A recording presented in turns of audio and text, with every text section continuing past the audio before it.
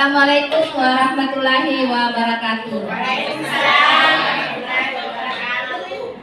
Terima kasih saya ucapkan kepada Bapak Kepala Sekolah yang telah menyempatkan waktunya untuk hadir di seminar saya. Begitu pula kepada teman-teman yang menyempatkan diri untuk duduk mendengarkan sharing dari saya. Baiklah, saya dari CGP Angkatan 4 Kabupaten Wajo akan mempresentasikan tentang budaya positif. Namun sebelum saya mempresentasikan hasil budaya positif, terlebih dahulu saya ingin memperkenalkan atau menyampaikan modul yang pernah saya terima di LMS sebagai calon guru penggerak. Adapun modul yang pernah kami diberikan yaitu yang pertama filosofi pemikiran Ki Hajar Dewantara atau Bapak Pendidikan kita. Selanjutnya nilai dan peran guru penggerak. Yang ketiga yaitu visi guru penggerak dan budaya positif. Sebelum masuk pada materi budaya positif,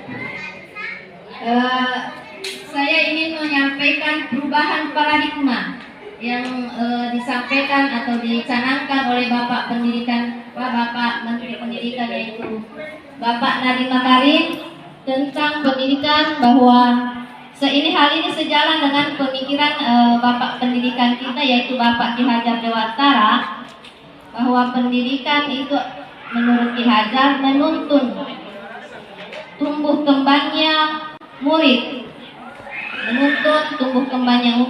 untuk mengembangkan potensi yang ada dalam diri murid, baik itu dari segi bakat minat sesuai dengan kodrat yang ada, baik itu kodrat alam maupun kodrat zaman. Selanjutnya perubahan paradigma yang ada yaitu tentang yang kemarin, bahwa pembelajaran itu berpusat pada guru atau teacher center learning. Nah, sekarang yang diharapkan adalah pembelajaran yang berpusat pada murid atau student center learning. Nah, setelah itu bahwa ada pemikiran Ki Hajar Dewantara tentang krinologi pendidikan. Mungkin Bapak Ibu terutama gurunda yang masih senior masih ingat sekali bahwa tentang kronologi yaitu Ingmar Diamanungkarso, Ngarso Suntuloda, Ingmar Diamanungkarso dan Tutwuri Handayani. Bahwa kita guru diharapkan selalu menjadi teladan baik di tempat tugas maupun dimanapun kita berada, ya betul. Nah, selanjutnya saya akan masuk pada budaya positif. Apa sih yang dimaksud dengan budaya positif? Mungkin teman-teman ada yang masih ingat atau ada yang tahu, jika melihat tulisan tentang budaya positif, apa sih yang terlintas di pikirannya? Ada yang mungkin bisa menyampaikan? Kebiasaan. Bebo ini.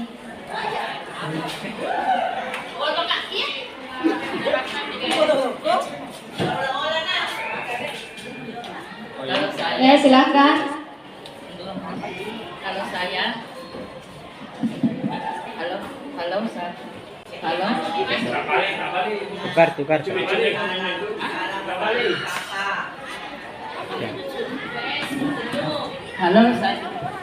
Kalau saya yang saya maksud budaya positif adalah kebiasaan yang terjadi di lingkungan yang sifatnya positif, artinya yang baik-baik. Seperti misalnya kalau kita di Bugis, kita tabe. Seperti itu pada saat misalnya berhadapan dengan guru atau jalan di depan orang yang lebih tua, kita minta tabe atau bilang permisi. Itu budaya Bugis yang biasa yang diharapkan untuk dilestarikan sampai sekarang. Terima kasih.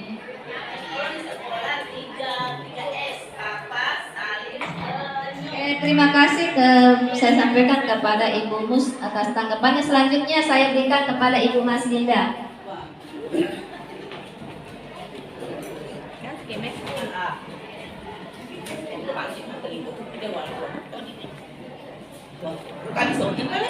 Ya, assalamualaikum warahmatullahi wabarakatuh.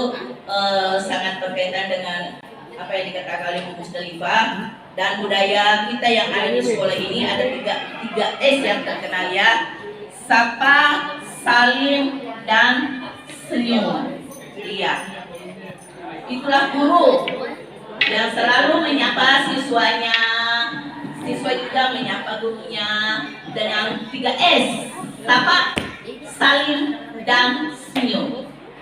Itu budaya positif yang selalu kita terapkan dari dulu di sekolah. Saya kira itu intinya.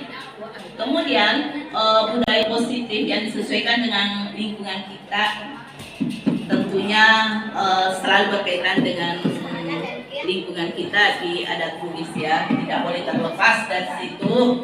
Ya, tentu sifat keinget ya, sifat lebih, sifat tahu. Tentunya mengingatkan kepada hal yang baik. Contohnya kita di sini, anak-anak kalau melihat sampah, ya harus diambil dong.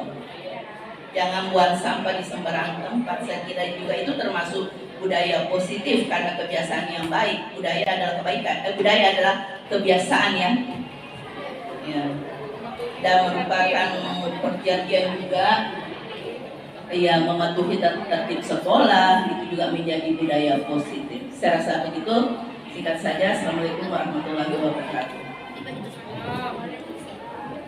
Terima kasih saya sampaikan kepada Ibu Mas Linda atas tanggapannya tentang budaya positif. Nah, untuk perubahan paradigma tentang budaya positif ini, menurut Bapak Ki Hajar Dewantara bahwa seorang petani hanya dapat menuntun tumbuhnya padi. Ia dapat memperbaiki kondisi tanah, memelihara tanah dan padi, memberikan pupuk dan air, membasmi ulat-ulat atau jamur-jamur yang mengganggu hidup tanaman padi dan lainnya. Nah, kita sebagai pendidik diibaratkan sebagai seorang petani yang memiliki peranan penting untuk menjadikan tanaman kita tumbuh subur, memastikan bahwa tanah tempat tumbuhnya tanaman adalah tanah yang cocok untuk ditanami. Nah, sekolah di sini diibaratkan sebagai tempat atau tanah tempat bercocok tanam, sehingga guru harus mengusahakan sekolah menjadi lingkungan yang menyenangkan, menjaga dan melindungi murid dari hal-hal yang tidak baik. Dengan demikian, karakter murid bertumbuh dengan baik, itu yang diharapkan. Nah, sebagai contoh bahwa selama ini mungkin murid malas, kurang bersemangat, akhirnya lebih bersemangat dan mampu menerima dan menyerap suatu pembelajaran dari lingkungan di sekolah kita atau di sekeliling terasa aman dan nyaman. Kesimpulan tentang perubahan paradigma yaitu untuk membangun budaya positif yang ada di sekolah perlu kita menyediakan lingkungan yang positif, aman dan nyaman agar murid-murid mampu berpikir, bertindak dan mencipta dengan merdeka, mandiri dan bertanggung jawab. Seperti yang disampaikan tadi teman-teman kita bahwa budaya positif adalah hal-hal yang bernilai kebajikan. Baiklah, selanjutnya yaitu konsep disiplin positif dan motivasi. Nah, ketika kita mendengar kata disiplin, yang terbayang atau yang terlintas di benak kita, kira-kira Bapak dan Ibu yang terlintas di benaknya saat mendengarkan kata disiplin apa? Ada yang bisa menyampaikan mungkin? Pak Majid?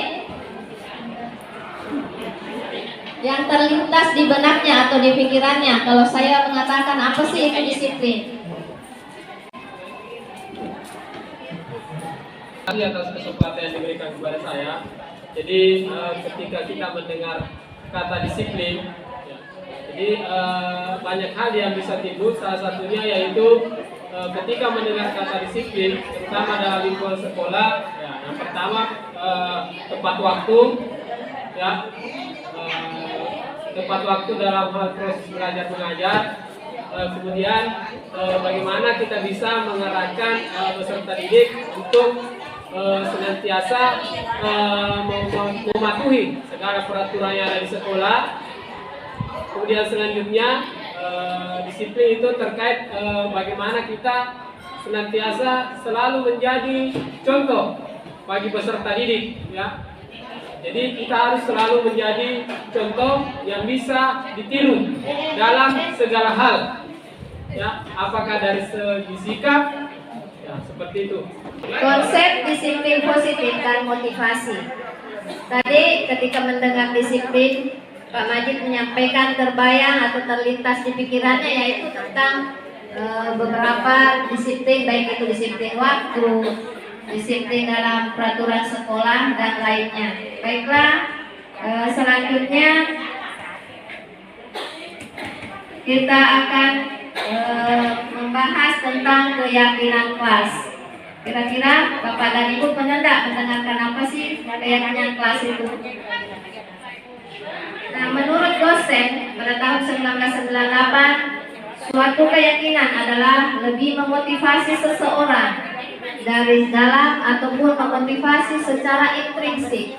Jadi seorang akan lebih bergerak dan bersemangat untuk menjalankan keyakinannya daripada hanya sekedar mengikuti serangkaian peraturan. Itu menurut Bapak ahli yang bernama dosen. Nah, untuk Bapak Ibu dalam pembentukan keyakinan kelas yang diharapkan itu yang pertama atau syaratnya itu bersifat lebih abstrak daripada peraturan yang lebih rinci dan konkret. Terus keyakinan kelas berupa pernyataan universal. Terus pernyataan keyakinan kelas senantiasa dibuat dalam bentuk positif. Nah, selanjutnya itu keyakinan kelas hendaknya tidak terlalu banyak sehingga mudah diingat dan dipahami oleh semua warga kelas. Keyakinan kelas sebaiknya sesuatu yang dapat diterapkan di lingkungan tersebut. Semua warga kelas hendaknya ikut berkontribusi dalam pembuatan keyakinan kelas lewat kegiatan curah pendapat antara guru dan peserta didik atau murid. Terus bersedia meninjau kembali keyakinan kelas dari waktu ke waktu. Baiklah Bapak Ibu, saya akan menampilkan di sini tentang perbedaan antara peraturan dan budaya atau kesepakatan kelas. Nah, untuk proses pembuatannya, Bapak dan Ibu, untuk proses pembuatannya, jika peraturan kelas ini bisa kapan saja sesuai dengan kejadian atau maunya si pembuat. Sedangkan kesepakatan kelas dibuat di hari pertama di tahun ajaran baru. Jadi Bapak Ibu terutama wali kelas ataupun guru mata pelajaran diharapkan nanti pada awal semester sudah membuat kesepakatan kelas. Jadi nanti kesepakatan kelas ini Bapak Ibu bisa tempelkan di dalam gelas masing-masing. Selanjutnya untuk jumlah kesepakatan tidak perlu terlalu banyak. Kalau peraturan kelas itu peraturan sekolah itu memiliki beberapa poin. Sedangkan untuk kesepakatan kelas hanya maksimal 5 poin saja, tidak perlu terlalu banyak.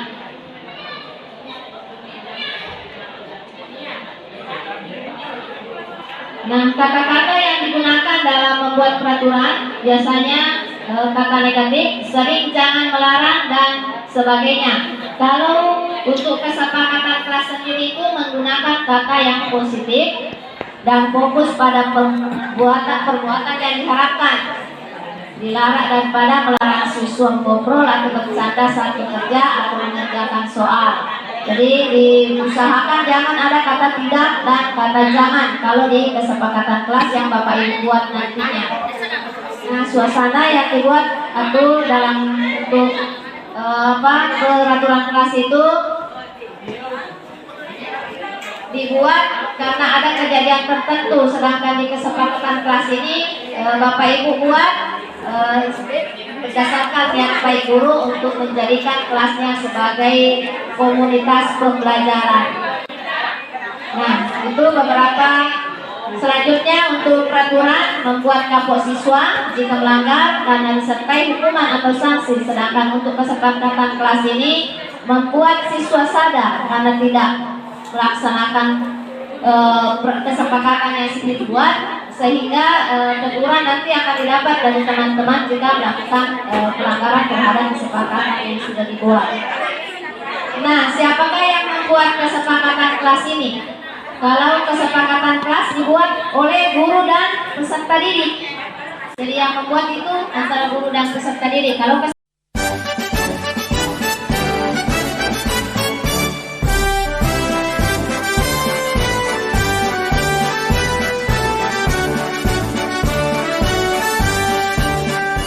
bulatkan tekad kuatkan hati, negeri ini memanggilmu kawan. Mari beri salam.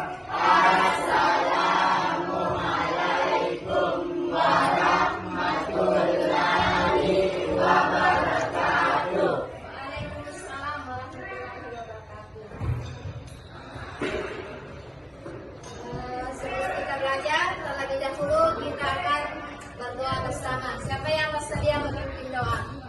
Oke, silakan Devi.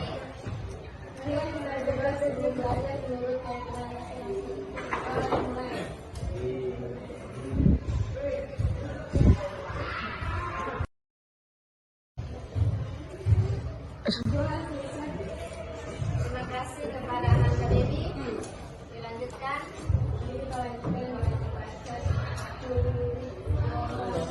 Pendek ya. Oke.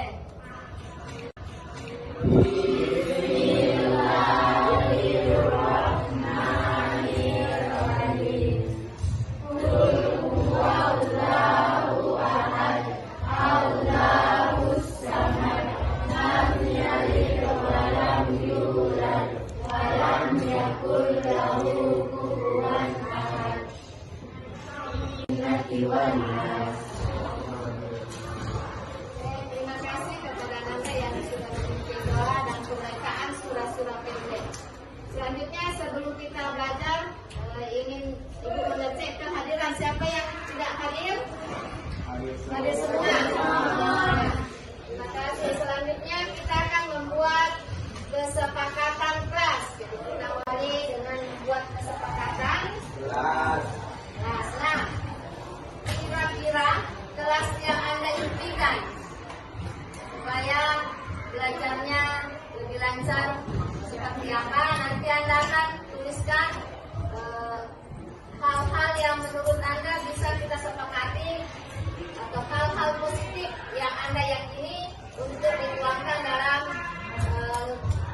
kelas kesepakatan nanti akan kita buat. Jadi nanti mana kertasnya silahkan dibagikan ke teman-temannya. Nanti dituliskannya hal-hal positif atau hal-hal baik yang akan disepakati untuk diterapkan di kelas. Akan bertanya dulu nak. Bagi cepatnya kertasnya. Yang sudah boleh tempel ke depan. Kalau yang sudah selesai silakan tempel di depan. Langsung saja bagi dulu.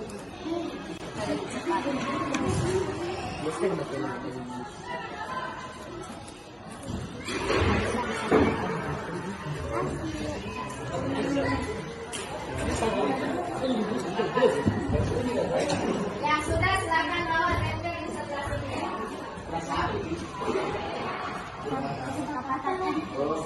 Bendera silakan pilih tempat yang mana.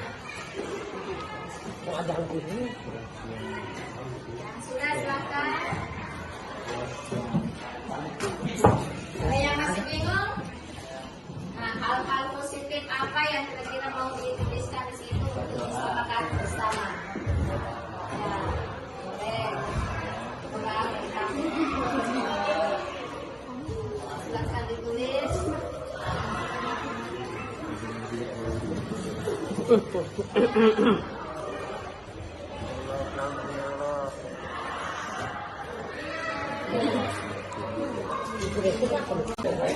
Yang sudah silakan bawa tempel di sebelah sini.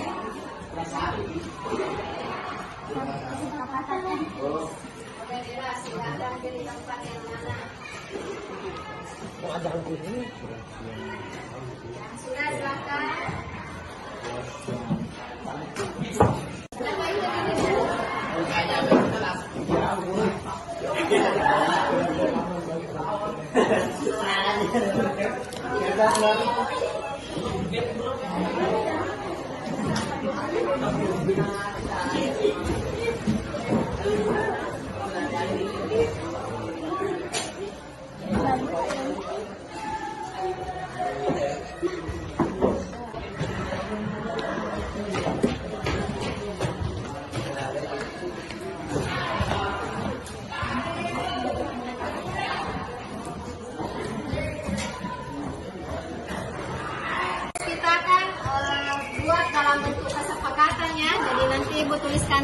tentang kesepakatan kelas Anda. Kesepakatan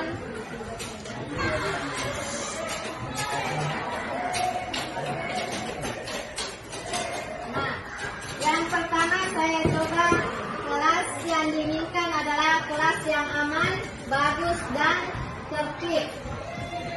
Terus kelas sama, aman, tertib. Kepada guru tidak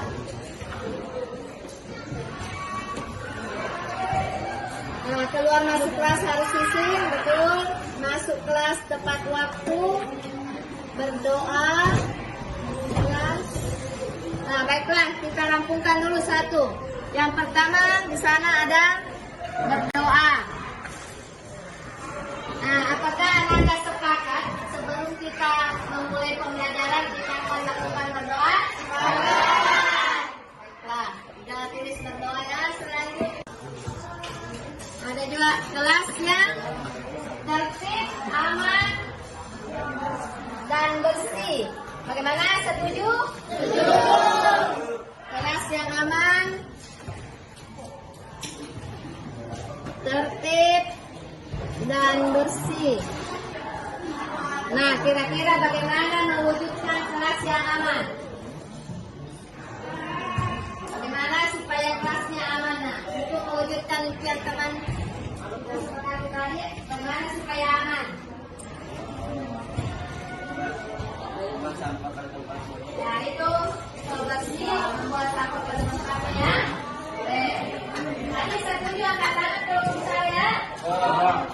Kira-kira ada yang bisa nggak? Bagaimana menciptakan kelas kita yang aman? Ya?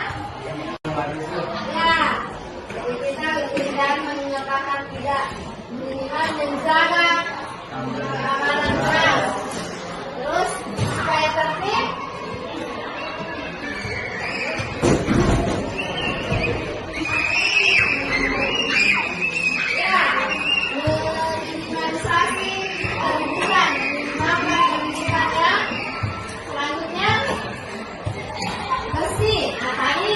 Menjaga sampah-sampah di sekitar kita, misalnya ini ada sampah, nah langsung dipungut, jangan lihat-lihat saya ya, dibawa ke tempat sampah, langsung dibiarkan untuk kebersihan.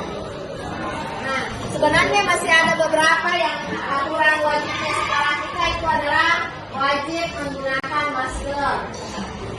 Nah, bagaimana? Saya mau tambahkan, apakah Anda setuju jika kita dalam proses pembelajaran selalu memakai masker? Oke, jadi memakai masker ya, saya gambarkan di sini. Atau 5M. Untuk bukan 3M ya, 3M. Masker, mencuci tangan, dan menjaga jarak. Oke, mantap. Untuk 3M. Jadi masih ada pertanyaan mungkin atau masukan?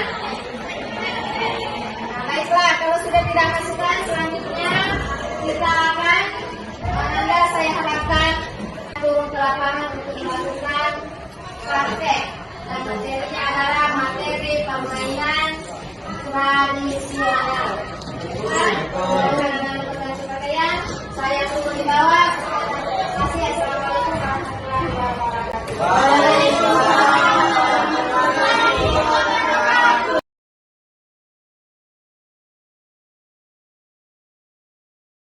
Selanjutnya kita masuk pada pemenuhan kebutuhan dasar anak. Jadi di sini ada 5 pemenuhan kebutuhan dasar anak. Bapak Ibu mungkin pernah mendapatkan peserta didik atau murid kita bermasalah. Itu disebabkan karena ada pemenuhan kebutuhan dasar yang tidak terpenuhi. Nah, ada 5 pemenuhan kebutuhan dasar bagi murid atau anak, yaitu yang pertama survival, akan makanan, kesehatan, dan yang lainnya itu untuk kesehatan dan sebagainya. Terus untuk yang kedua yaitu kebutuhan tentang cinta kasih. Yang ketiga kebutuhan power atau kekuasaan, penguasaan. Yang keempat yaitu fun, kesenangan, dan yang kelima yaitu hidup kebebasan. Baik ya. Baiklah, untuk pemenuhan kebutuhan dasar yang pertama yaitu bertahan hidup. Kebutuhan bertahan hidup atau survival ini adalah merupakan kebutuhan yang sifatnya fisiologis. Untuk bertahan hidup misalnya kesehatan, rumah, dan makanan. Sedangkan untuk komponen psikologisnya yaitu kebutuhan tentang rasa aman. Nah, kebutuhan dasar anak yang kedua yaitu tentang cinta dan kasih sayang, yaitu kebutuhan untuk diterima. Kebutuhan untuk mencintai dan memiliki meliputi kebutuhan akan hubungan dan koneksi sosial. Kebutuhan untuk memberi dan menerima kasih sayang, dan kebutuhan untuk merasa menjadi bagian dari sebuah kelompok, misalnya keinginan untuk tetap terhubung dengan orang lain seperti teman, keluarga, pasangan hidup, teman kerja, binatang peliharaan, dan kelompok di mana kita bergabung. Nah, untuk kebutuhan yang ketiga yaitu penguasaan.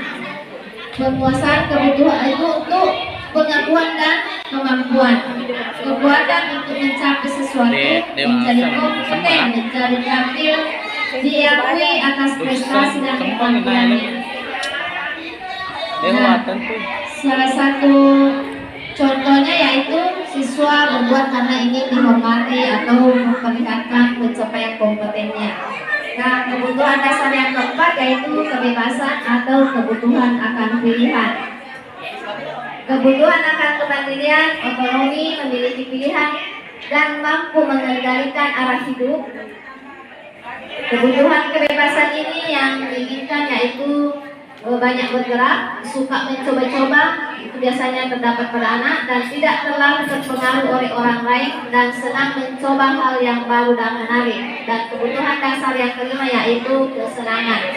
Nah, kebutuhan anak atau kesenangan dalam kebutuhan hidup untuk mencari kesenangan, bermain dan tertawa, itu adalah kebutuhan untuk kesenangan.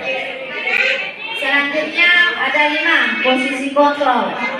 Menurut Ian Gossen dalam bukunya Restitusi Restructuring School Discipline pada tahun 98 mengatakan bahwa guru perlu meninjau kembali penerapan disiplin di dalam ruangan kelas kita selama ini. Berdasarkan pada teori kontrol Dr. William, Gossen berkesimpulan ada 5 posisi kontrol yang diterapkan oleh guru, orang tua ataupun atasan dalam melakukan kontrol. Nah, mohon perhatiannya Bapak Ibu, dari kelima posisi kontrol yang saya tampilkan ini, kira-kira selama ini kalian berada di posisi mana? Yang pertama yaitu penghukum, yang kedua pembuat orang bermasalah, yang ketiga posisi sebagai teman, yang keempat monitor atau pemantau, yang kelima yaitu posisi manajer. Mungkin ada yang bisa berikan tanggapannya. Di posisi mana Anda selama ini kira-kira? Oke, silakan Ibu Ros di sini di depan saya. Situ.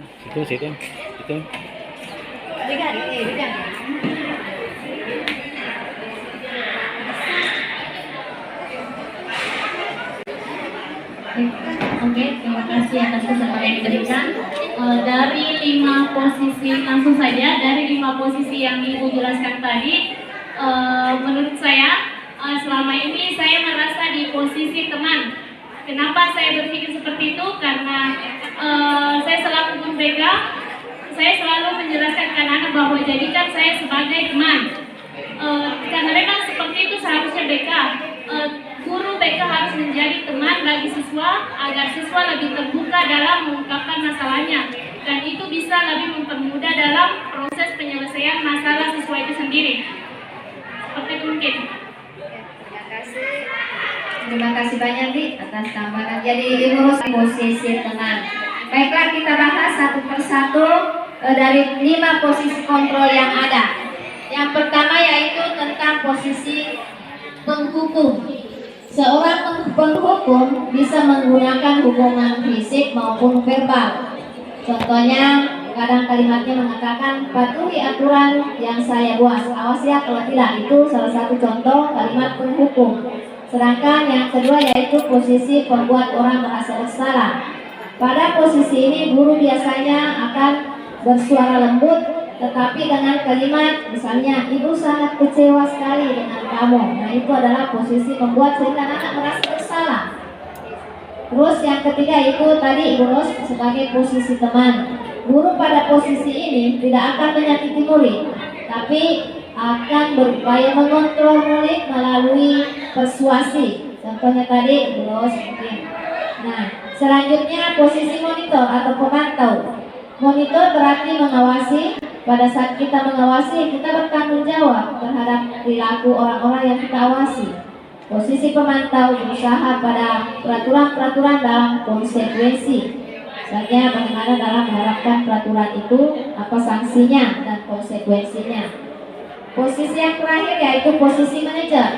Posisi manajer ini yaitu posisi sebagai mentor, di mana guru berbuat sesuatu bersama dengan murid, mempersilahkan murid mempertanggungjawabkan perilakunya, mendukung murid agar membimbing murid dalam mengatur dirinya. Nah, dari 5 posisi kontrol yang ada di sini, posisi kontrol yang paling bagus atau yang paling ideal diterapkan Bapak Ibu dalam menangani siswa yaitu posisi manajer. Betul Ibu, posisi manajer. Nah, tapi tidak menutup kemungkinan pada saat kita tidak menggunakan posisi manajer, nah kita akan kembali kepada posisi teman ataupun sebagai pemantau. Jadi itu untuk posisi kontrolnya. Baiklah, selanjutnya kita akan melihat tentang restitusi segitiga. Nah, restitusi segitiga menurut dosen adalah proses menciptakan kondisi bagi murid untuk memperbaiki kesalahan mereka, sehingga mereka bisa kembali pada kelompok mereka dengan karakter yang lebih kuat. Restitusi ini membantu murid menjadi lebih memiliki tujuan, disiplin positif, dan memulihkan dirinya sebagai orang yang berbuat salah. Ya, dia kembali normal, tidak diungkit lagi tentang kesalahan yang kita normalkan kembali dengan cara melakukan restitusi segitiga. Baiklah, saya akan perlihatkan restitusi segitiga. Dilihat pada tampilan yang pertama. Kalau kita melihat untuk restitusi segitiga ini, yaitu yang pertama yang kita lakukan adalah teman dalam melakukan restitusi segitiga. Yang pertama yang akan kita lakukan adalah menstabilkan identitas anak.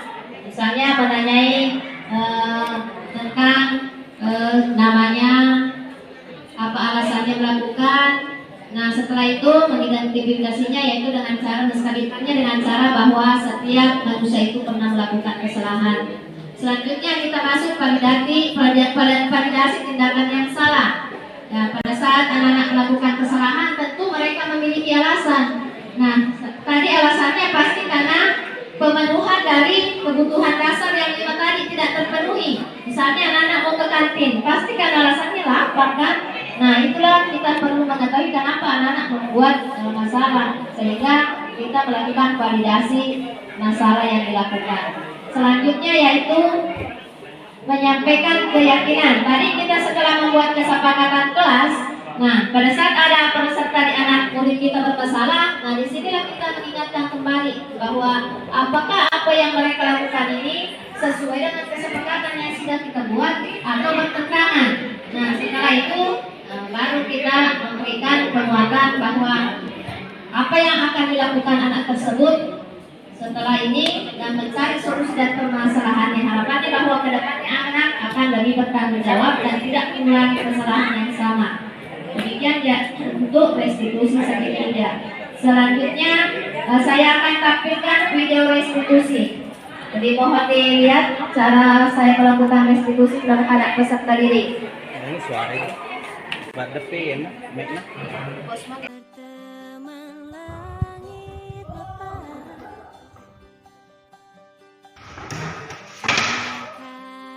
Assalamualaikum. Apa yang terjadi nak? Kenapa bisa linknya di sini begini?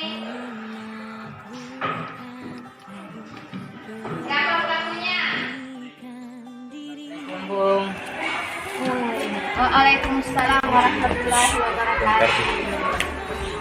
Oke, silakan dulu nak. Iya, Bung. Apa kabar? Alhamdulillah baik, Bung.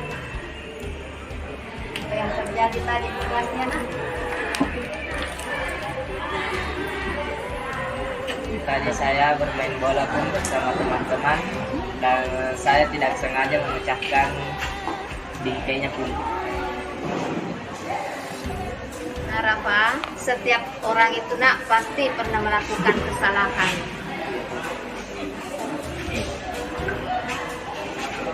Saya minta maaf, Bung, atas kesalahan saya dan saya ingin bertanggung jawab atas kesalahan saya. Kira-kira solusinya apa nak? Saya bersedia memperbaiki bingkai yang rusak. Terima kasih nak karena sudah mau bertanggung jawab, dan saya yakin kamu punya alasan sehingga bermain bola di dalam kelas. Mengisi waktu luang karena bermain bola itu adalah hobi saya, Bu. Terus menurut Ananda, apakah bermain bola di dalam kelas sesuai dengan kesepakatan yang sudah dibuat atau melanggar? Melanggar ketertiban kelas. Terus idealnya sebenarnya kalau mau main bola di mana nak? Di lapangan kelas, Di lapangan atau di kelas? di lapangan. Lapangan olahraga ya? Oke, baik. Nah, tentu Arafah ke depannya punya impian. Apa impiannya ke depan? Menjadi lebih baik, bertanggung jawab, disiplin, dan mematuhi kesepakatan kelas. Oke, baiklah. Ananda, silakan kembali ke kelasnya. Terima kasih sudah datang ke Ibu ya. Dan ku terbang tinggi, tak ada kata tidak, ku pasti bisa. Kan ku coba lagi, ditemani pagi, tak ada yang tak mungkin. Kenapa pakai sandal? Bisa. Tak ada yang Intinya apa supaya lain kali tidak pakai sandal ke sekolah nanti? Waktu pada hari libur ya. pasti bisa. Menurut Anda memang pakai sandal ke sekolah itu boleh ya? Melanggar. Melanggar kesepakatan ya, dan aturan sekolah pun demikian. Oke, nah, jadi itu sudah disadari bahwa ini tidak dibolehkan memakai sandal ke sekolah. Jadi tadi Ananda mau mencuci sepatunya pada Hari libur. hari libur. Saya akan berjanji pun tidak memakai sandal ke sekolah lagi. Oke, terima kasih nak. Saya kira lain kali tidak terulang lagi. Nanda boleh kembali dan masuk ke kelasnya. Terima kasih. Demikian persentase hari ini. Semoga bermanfaat. Sekian dan terima kasih. Assalamualaikum warahmatullahi wabarakatuh. Waalaikumsalam warahmatullahi wabarakatuh.